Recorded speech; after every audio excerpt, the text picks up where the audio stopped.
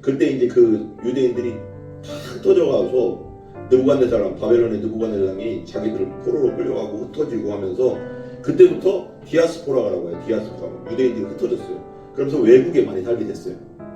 이 사람들이 계속 살면서 그 주위 바벨, 지금의 말하면 이라크, 이란, 막 또 지금 이제 터키, 그 지중해 연안으로 막 털떨이 로마로도 가고 막 그랬거든요.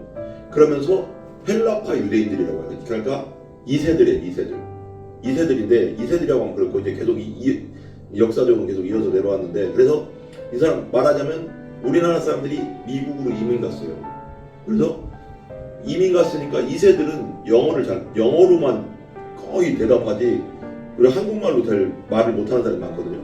그러니까 헬라파 유대인들은 헬라어를 사용하는, 그때 당시 공용어가 헬라어였어요. 로마 제국이었지만 그 전에 헬라 제국이었거든요.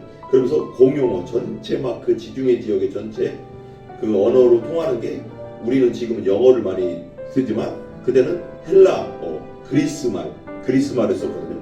그러니까 그리스말만 사용할 줄 아는 사람들이에요, 거의. 근데 이 사람들, 그러니까 2세들, 외국에서 태어난 2세들인데 그 사람들도 믿은 거예요. 예루살렘에 그때 오순절날 왔다가 믿게 된 경우도 있겠죠. 어쨌거나 예루살렘은 다 모이니까 유대인들이. 그런 유대인들의 그 헬라파 유대인에 속하는 과부들이 구제에서 매일의 구제에서 빠져. 매일같이 먹을 걸 나눠줬어요, 초대교회 때. 매일같이 안 나누면 먹을 길이 없으니까 그 과부들 명단에 따라서 나눠주는데, 헬라파 과부들이 매일의 구제에서 빠져. 이게 디아코니아거든. 디아코니아가 구제예요, 구제. 그러니까 먹을 걸 나눠주는 일, 이게거든요. 디아코니아. 그러니까 집사라는 그 단어가 디콘이에요. DACON인가? 디콘인데 그게 디아코니아에서 이렇게 연결돼서 나오는 거거든요. 구제인데 구제에 빠짐으로 히브리파 사람을 원망하네. 그러니까 히브리파 사람이라는 것은 예루살렘, 이스라엘에서 태어나서 이스라엘에서 자라고 히브리말을 쓰고 아람어를 쓰는, 그때 당시 아람어라고 하거든요. 히브리말을 쓰고 아람어를 쓰는 그 당시 거기에 계속 우리말하면 한국에서 계속 살았던 사람, 거기서 이스라엘에서 계속 살았던 사람이에요. 그러니까 언어가 달랐겠죠. 같이는 유대인이긴 하지만. 그래서 히브리파 사람들을 원망하는 거예요. 히브리파 사람들은 잘 구제, 그런 먹을 것을 잘 나눠주는데 왜 우리는 잘 안 나눠주냐. 헬라파 사람들이 원망이 생긴 거예요. 불만이 생긴 거죠. 불만이 막 생긴 거예요. 그러니까 2절 보세요. 2절 한번 보세요. 2절 같이 읽어봐. 시작. 12사도가 모든 제자를 불러 이르되 우리가 하나님의 말씀을 제쳐놓고, 사도행전 6장 1절에서 6절까지입니다. 사도행전 6장 1절에서 6절까지 같이 읽습니다. 그때 제자가 더 많아졌는데 헬라파 유대인들이 자기의 과부들의 매일의 구제에 빠짐으로 히브리파 사람을 원망하니, 12사도가 모든 제자를 불러 이르되 우리가 하나님의 말씀을 제쳐놓고 접대를 일삼는 것이 마땅하지 아니하니, 형제들아 너희 가운데서 성령과 지혜가 충만하여 칭찬받는 사람 7을 택하라. 우리가 이 일을 그들에게 맡기고 우리는 오로지 기도하는 일과 말씀 사역에 심쓰리라 하니, 온 무리가 이 말을 기뻐하여 믿음과 성령이 충만한 사람 스데반과 또 빌립과 브로고로와 니가노로와 디몬과 바메나와 유대교에 입교했던 안디옥 사람 니골라를 택하여 사도들 앞에 세우니, 사도들이 기도하고 그들에게 안수하니라. 아멘. 사도행전 2장에 이제 성령이 임하고, 순절날 성령이 임하고, 그날 이제 베드로가 예루살렘 한복판에 나가서 예수 그리스도의 십자가 부활을 증거합니다. 예수님이 부활하셨다. 우리가 증인이다. 우리가 봤다. 안 보고는 말 못하죠. 그러니까 이제 이게 성령이 강력하게 역사하면서 그날 3,000명이 구원받고 회개했습니다. 회개하고 침례받고. 그러니까 엄청난 일이죠. 베드로가 성령 받기 전에는 겁이 많았죠. 그게 사람이 우리죠. 그게 죽음을 두려워할 수밖에 없는 우리인데, 성령 받은 다음에는 죽음이 두렵지 않은 거죠. 성령이 용기를 주거든요. 용기와 담대함을 주거든요. 그러니까 죽음이 안 두려우니까 나갔겠죠. 성령의 인도하심 따라. 그래서 막 설교하고 너희들이 죽인 예수가 곧 메시아였고 다시 부활함으로써 구약 성경대로 메시아고 구원자라는 것을 선포하면서 3,000명씩 구원받습니다. 그러면서 그 대제사장과 예수님을 죽인 대제사장과 또 바리새인들, 그런 사두개인들은 싫어하지. 왜? 예수를 죽였는데, 예수를 우리가 나사렛 예수를 자기들이 죽였는데 진짜 예수의 이름으로 막 병이 났고 예수가 부활하고 막 3,000명씩 막 구원받고 막 이러니까, 그 다음에 또 조금 지나서 또 5,000명이 막 구원받고 이러니까 바리새인과 대제사장들은 지금 이 사람들, 그러니까 베드로와 요한이 안진뱅이를 일으키면서 공회로 한번 끌고 갔어요. 끌고 가서 거기서 전하지 마라, 예수 부활 전하지 마라 했는데, 또 나가서 또 전하니까 또 잡아가서 거기서 또 예수 부활 전하지 마라. 여기 이제 그 앞절이거든요. 여기 40절, 5장 40절에 그들이 옳게 여겨 사도들을 불러들여 채찍질하며 예수의 이름으로 말하는 것을 금하고 놓으니, 그래. 39대를 때립니다. 40의 하나매 가만매를 39대 유대인들이 때리는 매를 때리는데, 그러니까 그 로마 병정들은 예수님이 우리 패션 오브 크라이스트를 좀 보긴 했지만, 로마 병정들은 그 앞에 채찍 앞에 쇠 조각하고 그 동물의 뾰족뾰족한 뼈를 그 앞에 답니다. 그래서 때리면은 그 쇠 조각과 뼈 조각이 몸에 박혀버려요. 그럼 땡기면은 다 찢어지거든요. 그래서 예수님은 그 과학자들에 의하면 예수님 우리 봤잖아요. 패션 오브도 엄청 맞았는데 채찍으로 맞아가서 피를 흘려서 죽는 경우도 많았대요. 사형수들이 십자가로 가기 전에 벌써 죽는데 피를 너무 많이 흘리기 때문에. 그리고 그 갈비뼈가 다 보일 정도로 맞는 경우도 있고, 이게 다 막 찢어지니까 그걸 막 채찍을. 근데 유대인들은 그렇게 잔인하게는 안 때렸고, 그냥 그 앞에 그 납조각이 조그만한 게 있었대요. 납조각 같은 거 이렇게 달았대요. 채찍 앞에. 그래서 때렸는데 39대까지 때렸대요. 40대 이상 때리면 죽을 수도 있다 생각해서 39대를 딱 때렸는데, 그리고 나서도 그렇게 맞고 사도들이 맞고도 나가서 41절에 보면 5장 41절에 보면 사도들은 그 이름을 위하여 능력받는, 예수님의 이름을 위하여 능력받는 일에 합당한 자로 여기심을 기뻐하면서 공회 앞을 떠나는 거. 그렇게 맞고 나서도 당연하다, 그걸 기뻐했대요. 예수의 이름으로 핍박받는 걸 당연히 기뻐했대요. 그냥 하늘에 상급이 있다고 했잖아요. 예수님이 내 이름으로 핍박받는 것은 하늘에 상급이 있다, 그걸 생각했겠지만.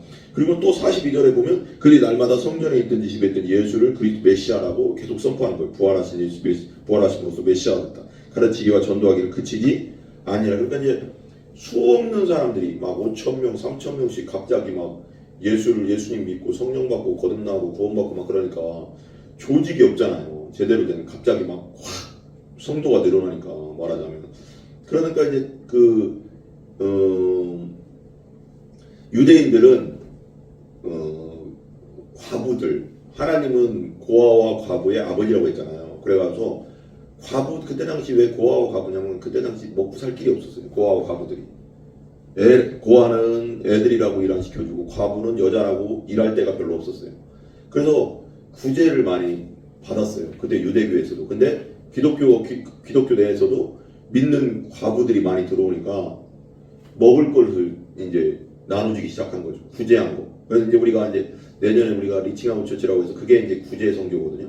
성경에서 했던 걸 그대로 하는 겁니다. 우리 교회에도 혼자 사시는 분들이 있잖아요. 혼자 된 분들도 있고, 또 밖에도 우리가 저렇게 기도하면서 이제 소년소녀가장이나 그런 사람들을 좀 이렇게 도와줬으면 좋겠다는 생각을 많이 하거든요. 마음에 그런 감동이 와서. 그래서 좀 제일 불쌍한 게, 저한테는 그렇거든요. 소년소녀가 이렇게 불쌍하다. 부모님 없고 뭐 이렇게 우리 영상 같은 데도 보면 그런 거 있잖아요. 할머니랑 사는데 할머니도 병들어 있고, 그래서 초등학생이 아침밥까지 다 해주고 다 하면서 학교까지 가더라고요. 그런 애들도 있더라고요. 그러니까 야, 진짜 불쌍한 건 난 그 애들이 되게 불쌍하더라고요. 그래서 우리 주변에 있으면 기도하면서 찾아봤으면 좋겠는데, 뭐 동사무소 같은 데 가서 이렇게 해서 하는 거라고 하는 사람도 있다, 교회도 있다는데, 내년에는 그쪽으로 좀 우리가 도울 수 있는 만큼 뭐 많이 못 도와주죠. 그래서 한 달에 뭐 얼마씩이라도 주든지 먹을 걸 이렇게 보내주든지 뭔가 해줄 수 있는 건 좀 해줬으면 좋겠다. 한 가정이든 두 가정이든 우리가 뭐 개척교육 얼마나 하겠어요. 그리고 리칭 아웃, 리칭 인, 리칭 아웃. 리칭은 우리 인은 우리 교회에서 어려운 사람들, 가난한 사람들, 병든 자들, 그리고 혼자 된 분들도 있으니까 그런 분들 위로해주고 뭔가 이게 뭐 먹을 것도 나눠주고 뭔가 그렇게 하는 사역이고요. 내년에는 그 사역이 되게 집중적이거든요. 오늘 말씀한 구제 사역이거든요. 똑같은 거. 그리고 리칭 아웃은 아까 말한 소년소녀 화장, 또 홀로 되신 그런 어르신들, 그런 분들 이렇게 좀 돌보는 거 했으면 좋겠고, 리칭 아웃이라고 하는 것은 지금 평택당에도 외국인 노동자들이 많이 들어와 있어요. 그 사람들도 되게 소외되어 있다고 하더라고요. 되게 막 힘든 사람들이 많다고. 그래서 그 사람들에게 복음 전하면서 우리가 어떻게 그 사람들을 이렇게 케어할 수 있을까도 한번 생각해. 그런 거 많이는 못하지만 우리가 할 수 있는 만큼은 좀 할 수 있도록 기도하면서 준비하려고 하거든요. 근데 이게 초대교회 때부터 있었던 거예요. 이게 성경적인 거거든요. 성경적이지 않으면 제가 하지도 않죠. 그러니까 그때 보니까 이제 그래서 이제 그런 일들이 있었어요. 그래서 과부의 명단들이 있었습니다. 과부의 명단. 그때 당시 유대 그 초대교회 때도 디모데전서 5장 9절인가 그런 거 거기도 보면 그렇고 이 초대교회 때는 과부의 명단이 있었대요. 그래서 그 명단대로 나눠줬대요. 먹을 것을. 근데 6장부터 보면 그런 거거든요. 그래서 일곱 일꾼을 택하는데 그걸 위해서 택한 거예요. 그걸 위해서.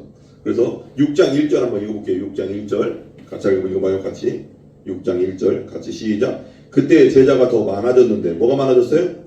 제자, 성도들이 많아졌고 예수 믿은 거듭난 성도들이 많아졌는데 헬라파 유대인들이 그랬어요. 자기들의 과부들의 매일의 구제에 빠짐으로 히브리파 사람을 원망한대 그랬어요. 여기서 헬라파 유대인들은 누구냐면 헬라파 유대인들은 그러니까 그 586년에 예루살렘 이스라엘이 완전히 멸망했습니다. 여러분들 이제 역사적 사실 알지만 그때 이제 그 유대인들이 다 흩어져가서 바벨론의 느부갓네살이 자기들을 포로로 끌려가고 흩어지고 하면서 그때부터 디아스포라라고 해요. 디아스포라. 유대인들이 흩어졌어요. 그러면서 외국에 많이 살게 됐어요. 이 사람들이 계속 살면서 그 주위 지금에 말하면 이라크, 이란 또 지금 이제 터키 그 지중해 연안으로 막 흩어지고 로마로도 가고 막 그랬거든요. 그러면서 헬라파 유대인들이라고 해요. 그러니까 2세들인데 2세들이라고 하면 그렇고 이제 계속 역사적으로 계속 이어서 내려왔는데 그래서 이 사람 말하자면 우리나라 사람들이 미국으로 이민 갔어요. 그래서 이민 갔으니까 2세들은 영어로만 거의 대답하지 그리고 한국말로 말을 못하는 사람이 많거든요. 그러니까 헬라파 유대인들은 헬라어를 사용하는 그때 당시 공용어가 헬라어였어요. 로마 제국이었지만 그 전에 헬라 제국이었거든요. 그러면서 공용어 전체 그 지중해 지역의 전체 그 언어로 통하는 게 우리는 지금은 영어를 많이 쓰지만 그때는 헬라어, 그리스말을 썼거든요.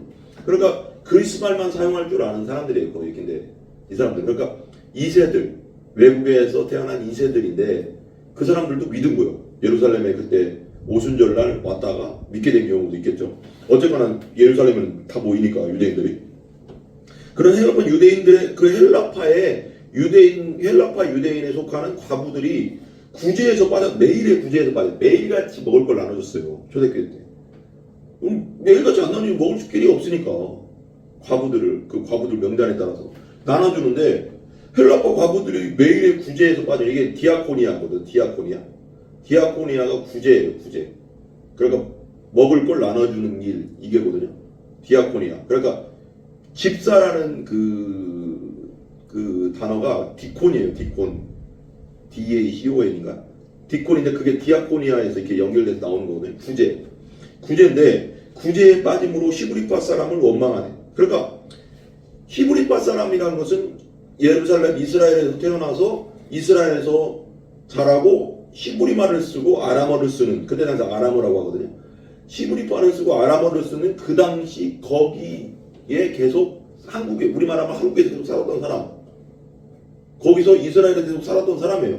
그러니까 언어가 달랐겠죠. 같은 유대인이긴 하지만 그래서 히브리파 사람들을 원망하는 거예요. 히브리파 사람들은 잘 구제 그런 먹을 것을 잘 나눠주는데 왜 우리는 잘 안 나눠주냐. 헬라파 사람들이 원망이 생긴 거예요. 불만이 생긴 거죠.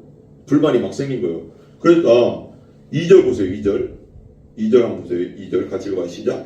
12사도가 모든 제자를 불러 이르되 우리가 하나님의 말씀을 제쳐놓고 접대를 일삼는 것이 마땅하지 않아. 여기 이제 구제는 위의 구제는 디아코니아고요. 접대는 디아코네오예요. 디아코네오. 그러니까 이게 말하면 접대는 뭐냐면 접대할 때 접대는 섬긴다. 서비스 같은 느낌, 섬기는 느낌이거든요.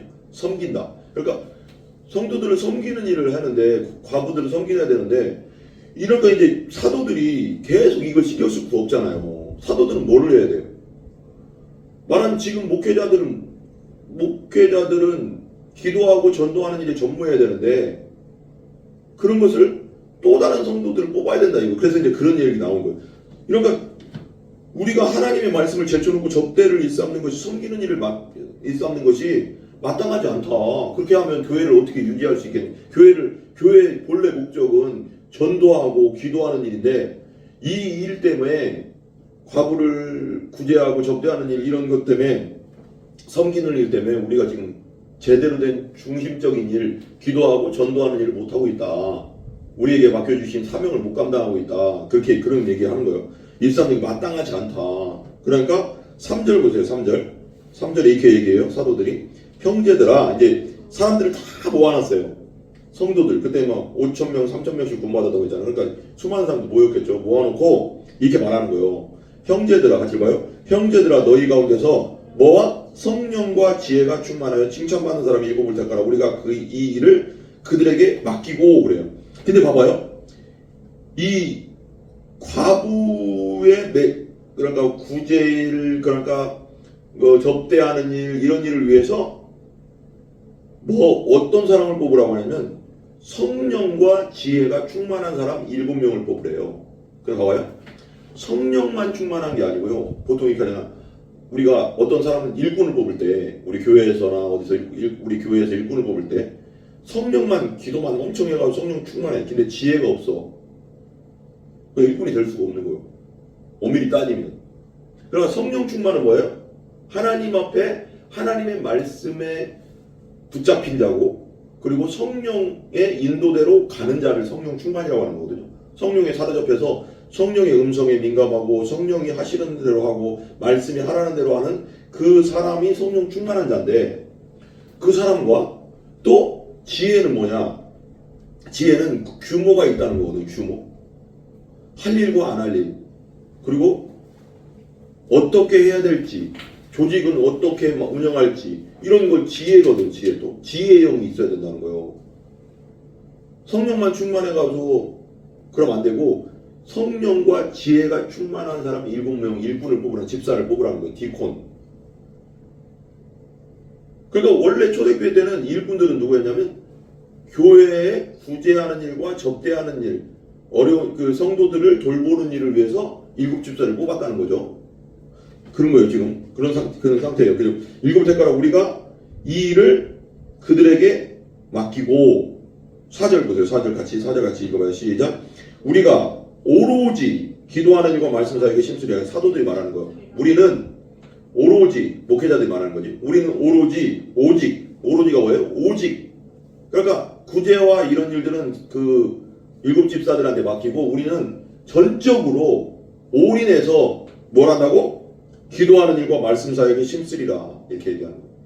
그러니까 목회자들은 기도하고 말씀 전하는 일에 온전히 말씀 연구하고 기도하고 말씀 전하는 일에 전무하고 성도들이 집사들이 교회의 행정적인 일이나 또 구제 일이나 재무 일이나 이런 것을 완전히 맡아야 되는 거예요. 원래는 이게 성경적인 거죠. 그렇지 않으면 온전히 교회 일을 감당할 수가 없는 거죠.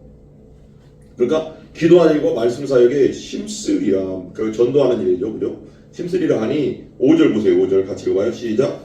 온 무리가 이 말을 뭐한다? 기뻐하여. 그러니까 거기에 있던 막 5,000명, 3,000명씩 막 구원받고 있는 성도들이잖아요. 제자들. 그 사람들이 다 기뻐했대. 불만이 없는 거지. 이게 되게 중요하거든요. 목회자들은 그냥 일방 독주하면 안 되는 거예요. 이렇게 하세요. 저렇게 하세요. 내가 끌고 갑니다. 이렇게 하세요. 불만 생기는 거예요. 그러면 여기서도 봐봐. 일곱지사 뽑을 때 사도들이 뽑지 않았어요. 사도들이 당신 하세요 라고 안 하고 여기 분명히 써 있어요. 형제들아 너희 가운데 라고 해서 3절에 성령과 충만하여 칭찬받는 사람 일곱을 택해라. 니들이 보고 니들이 지금까지 경험하면서 교회에서 경험하면서 이 사람 정말 성령 충만하고 지혜가 충만하구나 라는 사람을 일곱을 택해 그러고요. 너희들이 성도들한테 맡긴 거예요. 이거 되게 중요한 거거든요, 이거. 그러니까 목회자는 일반 독주하면 안 되는 거예요. 내 마음대로 다 하고 뭐 내 마음대로 다 뽑고 그러면 불평불만이 생기는 거예요. 지혜롭게 성령 안에서 하는데 성도들에게 맡긴 거예요. 니들이 일꾼을 뽑아라. 정말 중요하거든요, 이것도. 그러니까 온 무리가 이 말을 기뻐했다는 자라. 봐봐. 기뻐. 그러니까 성도들이 불만이 안 생기는 거지. 기뻐했다는 거예요. 사도들의 말이 맞아. 그렇게 하자. 사도들은 목회자들은 기도하고 말씀 전에 전무하고 그게 하나님이 하시라고 한 일이니까 하고 우리 중에 정말 믿음과 성령이 충만한 사람, 지혜가 충만한 사람 일곱을 택해서 우리가 세워주자. 그래서 그 사람들에게 맡기자. 이게 딱딱 맞아 떨어진 거예요. 이게 지혜로운 거지. 지혜가 통치, 규모 있다. 규모가 있잖아요, 지금. 그러면 모두가 기쁜 거예요. 불평불만이 없는 거예요. 그게 누구예요? 그게 리더예요, 리더. 리더는요, 정말 중요한 거예요. 리더 있잖아요. 뭐 대통령이든, 뭐든. 당연히 뭐 사람 말에 다 끌려가는 건 아니지만, 특별히 교회의 리더들은 정말로 지혜로워야 된다. 일방 독주하면 안 된다. 그 다음 보세요. 기뻐해서 믿음과 성령이 충만한 사람 스데반은 면류관, 화관, 왕관 이런 뜻이에요. 스데반과 또 빌립과 브로고로와 니가노르와 디몬과 바메나와 유대교에 입교했던 안디옥 사람 니골라를 택하여 7명을 택했어요. 택했죠. 그 다음에 택해서 6절 보세요. 6절 7은 여러분 7은 되게 중요한 거예요. 7은 완전수. 우리 성경에서 한번 따라해볼래요? 완전수, 거룩한 수. 이게 7이에요. 7이 되게 중요해요. 성경에 그 중요한 숫자가 몇 개가 있는데 3, 그다음에 3은 뭐예요? 성삼일체 3, 그 다음에 7. 그러니까 성경의 숫자가 그냥 의미가 있어요. 4는 뭘까요? 4는 따라해보니까 땅의 수. 땅, 동서남북, 땅의 수거든요. 6은 뭐예요? 짐승의 수, 인간의 수, 666이잖아요. 7에서 하나 빠진 수. 불완전하잖아. 뭔가 불완전하잖아. 마귀수, 인간의 수, 짐승의 수, 666 나오잖아요. 용계시록에. 그 다음에 7이 그래서 완전수, 거룩한 수, 하나님의 숫자. 그 다음에 성경에서 많이 나오는 숫자 있죠? 10 넘어가서 뭐 있죠? 12 있잖아요. 12. 12제자, 12기둥 막 다 나오잖아요. 그리고 12문, 막 요한계시록에 12진주문 막 이게 12이라는 게 또 되게 중요해요. 성경에서. 12. 12제자 뽑았고 12 막 12이라는 게 되게 많거든요. 또. 그래서 요 14만 4천도 요한계시록 14만 4천도 이제 주석에 보면 그러니까 12 곱하기 1000 하면 14만 4천일 거예요. 근데 1000은 뭐냐? 1000이라는 숫자, 유대교에서 이스라엘 백성 유대인들의 1000은 뭐냐? 많다. 엄청 많다. 이런 뜻이에요. 1000은. 그러니까 12 1000 곱하면 14만 4천인데 그걸 너무 그게 상징수거든요. 14만 4천이 정확하게 그 14만 4천만 구원받는다고 이단들 막 얘기하잖아요. 그게 아니라 그 당시에 유대인들이 상징수로 쓴 거예요. 그러니까 수많은 사람들이 구원받는다. 수많은 사람들이 예수 믿고 구원받는다. 이런 뜻이에요. 그게 너무 이걸 확대 막 해서 그냥 이 신천지 이것들은 그냥 그래서 14만 4천 내면 된다고 14만 4천 넘었다는 얘기도 있어요. 그런데 또 매도하잖아요. 자기들. 그리고 웃기는 거죠. 그러니까 이게 성경을 볼 때 그냥 문자 그대로 봐야 될 게 있고 그 성경에서 상징하는 말로 봐야 될 때도 있어요. 그럼 요한계시록은 상징적인 것들이 되게 많잖아요. 용이 나오고 막 그런 거 나오고 그리고 막 심판, 일곱 대접, 나팔 이런 거 그냥 그대로 그냥 인용하는 게 아니라 문자적으로 볼 게 아니라 그 안에 있는 상징적인 의미를 뽑아내야 될 게 많아요. 또 성경에는. 그러니까 문자 그대로 봐야 될 게 있고 상징적으로 그때 당시 쓴 것도 있기 때문에 그러니까 그걸 그때 당시 그대로 우리가 해석하자면 그렇게 봐야 되거든요. 그러니까 7이라는 숫자. 그래서 그 유대인들도 뭐 특별한 일 아니면 7, 12 뭐 이렇게 정했대요 많이. 그래서 7이 그래서 6절 한번 보세요. 6절 같이 읽어봐요. 시작. 사도들 앞에 세우니 사도들이 기도하고 그들에게 뭐 했어요? 안수하니라. 그러니까 7명을 뽑아서 사도들 앞에 왜 데리고 왔을까요? 그냥 알아서 해가 아니죠. 성도들이 뽑긴 했어요. 성령과 기도, 믿음이 충만하고 지혜가 충만한 사람 7명을 데려다 놨어요. 아까 위에 있던 5절에 있던 이 사람들을 뽑아서 데려다 사도들 앞에 드는 뭘 상징할까? 그래서 안수했다고 했어요. 이건 위임이죠. 위임. 사도들이 권위를 인정해 주는 거죠. 그리고 사도들이 또 안수함으로써 그 사람들이 또 권위를 인정해 주고 일할 수 있도록 권위를 준 거죠. 이게 되게 교회에는 질서가 있어요. 목회자가 있고 계급은 아니지만 목회자가 목사님이 있고 전도사님이 있고 뭐가 있고 이게 다 자기의 각자의 위치가 있는 거예요. 질서. 이걸 질서라고 하거든요. 질서가 깨지면 어떻게 될까요? 교회 안 돼요. 성도는 성도로서의 역할, 집사는 집사로서의 역할, 장로는 장로로서의 역할, 권사는 권사로서의 역할, 전도사님은 전도사님으로 역할, 목사님은 담임 목사는 담임 목사로 역할이 있어요. 이 질서가 있어요. 계급은 아니지만 분명한 질서가 있거든요. 그러니까 권위가 있단 말이에요. 그러니까 사도들 앞에 데리고 온 거예요. 그냥 니들 마음대로 이래가 아니라, 그죠? 사도들의 권위 아래에 있다는 것을 이걸 인정하는 거죠. 이게 기도하고 그들에게 안수하니라. 안수할 때 안수는 크게 보면 네 가지가 있어요. 구약 신약적으로 네 가지가 있는데 축복할 때 우리가 이제 우리 교회도 주일날 그 마지막 예배 끝나고 우리 많이 안 없으니까 축복기도 다 하잖아요. 머리에 손 얹고. 그러니까 축복할 때, 그 다음에 신유, 병 고칠 때, 그 다음에 뭐라고 할까요? 새로운 능력을 줄 때, 새로운 그런 위임할 때. 그러니까 이런 몇 가지가 있어요. 몇 가지가. 그리고 이제 뭐 구약 성경은 모세가 여호수아에게 안수해주고 위임하고 자기는 이제 천국 하늘나라 가니까요. 그러니까 이런 안수할 때도 여러 가지가 있고 또 이제 그 신약 성경에는 안수를 함부로 하지 말라고 하거든요. 아무나 막 세우지 말라고 하거든요. 그러니까 신중하라 그런 얘기도 있고. 그러니까 안수할 때 성령이 또 임하고, 그죠? 그러니까 이게 여러 가지 의미가 있는데 안수는 뭔가 이렇게 전가적인 목적이 있는 것 같아요. 뭔가 이렇게 전가적인 목적이 좀 있는 것 같아요. 그러니까 정확한 건 아니지만 전가적인 목적도 있지 않나. 그래서 이제 6명의 일꾼을 뽑았습니다.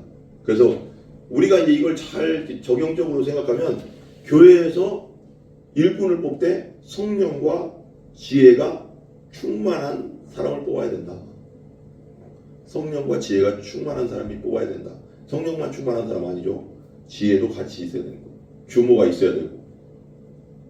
기도 엄청 하고 뭔가 성령이 충만하고 뭔가 되는 것 같은데 뭐 일하는 거 보면 너무 지혜가 없어. 그럼 안 된다는 거예요. 뭔가 이렇게 규모가 있어야 된다는 거죠. 그래서 오늘 말씀에 보면 그런 일꾼들을 뽑아야 된다. 그 다음에 7절, 마지막 7절까지 한번 봅시다. 7절 한번 보세요. 같이 읽어봐. 시작. 하나님의 말씀이 점점 왕성하여 예루살렘에 있는 제자의 수가 더 심히 많아지고 허다한 제사장의 무리도 이 도에 복종하니라. 봐봐요. 사도들이 구제하는 일과 접대하는 일, 과부들 이렇게 돌보는 일만 신경 쓰지 않고 일곱 집사를 뽑고 일곱 지혜와 성령 충만 일곱 집사를 뽑은 다음에 그 다음부터 이제 각자의 할 일, 그 집사님들은 교회와 행정과 구제와 이런 막 재정과 이런 걸 다 돌보고 목회자들 말하자면 리더들은 사도들은 완전 기도하고 말씀 전하니만 전무하니까 어떤 일이 벌어지는 거야. 조직. 그래서 교회는 되게 조직이 되게 중요한 거야. 이게 그냥 아무것도 아닌 게 아니고 초대교회 때부터 조직이 있어야 되는 거야. 조직이 있었던 거야. 그냥 놔두면 조직이 제대로 안 가지 지혜로운 조직들이 만들어지지 않으면 그리고 교회가 성경적인 우리는 월드로 가잖아요. WRL로 가는 이게 왜 그러냐면 성경적인 거예요. W 예배잖아요. W 오이코스 목장 그죠? R 이제 우리 내일 이제 가서 또 세미나 듣지만 리칭아웃 그죠? 구제 이거 성경 있잖아 오늘 말씀에 이거 다 성경에 있는 거예요. 성경 없으면 안 한다니까요. 그죠? WRL 라이프 기빙 전도와 선교 맞잖아. 그 다음에 디사이플 뭐요? 제자 만드는 거, 제자 훈련, 성경 공부 다 성경에 있는 거 그대로 하는 겁니다. 근데 뭔가 체계가 없으면 교회에 성경적인 체계가 없고 조직이 제대로 안 갖춰 있고 이러면 여성교, 남성교회 뭐 이런 거 되게 중요한 거예요. 성경에도 이 여기도 있잖아요. 그러니까 이런 조직들이 지금 우리 이제 개척교회는 그다지 그런 게 제대로 안 갖춰져 있지만 가면 갈수록 그런 것은 다 있어야 된다. 그래야지 체계적으로 일할 수 있고 교회를 온전히 감당할 수 있다. 그러니까 하나님 말씀이 점점 왕성해지니까 계속 사도들은 기도와 말씀으로 막 나가니까 자기 할 일을 제대로 하니까 뭐 했어요? 예루살렘에 있는 제자의 수가 더 심히 많아졌다고. 말씀이 왕성해지면 제자의 수가 늘어나게 돼 있어요. 허다한 제사장의 무리에도 이 도의 제사장들까지도 예수님을 믿는 일들이 일어났어요. 예수님을 죽이는 데 앞장섰던 제사장들이 아니에요. 옛날에는 대제사장 있었지만 우리 한번 기도하겠습니다.